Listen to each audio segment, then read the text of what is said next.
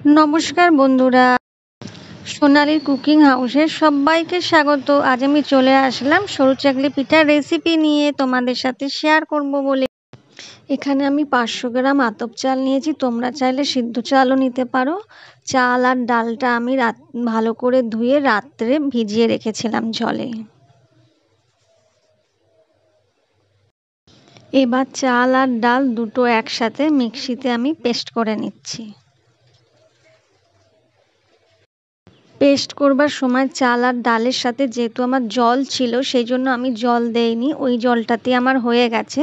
তোমাদের জল লাগলে তোমরা আলাদা করে ওটাতে জল দিয়ে নেবে।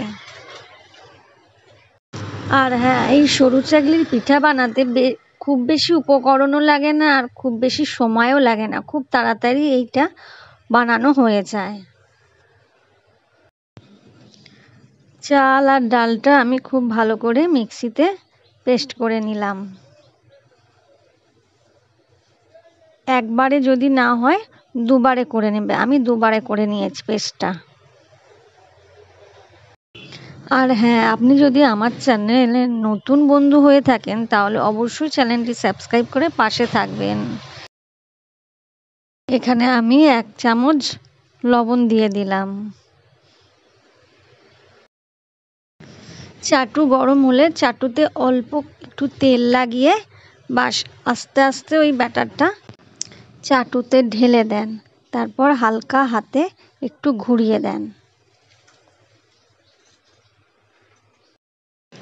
একটু অপেক্ষা করার পর দেখবেন হয়ে গেছে।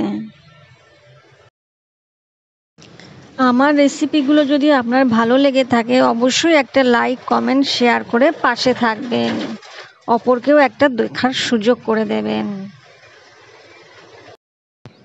বানানো যেমন সহজ, তেমনি বানিয়ে অন্যকে খাওয়ানোর মজাটাই আলাদা।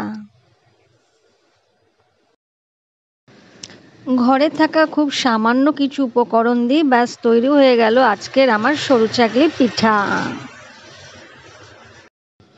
ভিডিওটি দেখবার জন্য ধন্যবাদ। ভালো থাকবেন, সুস্থ থাকবেন, এভাবেই পাশে থাকবেন। দেখা হচ্ছে পরবর্তী কোনো নতুন রেসিপির সাথে। টাটা বন্ধুরা।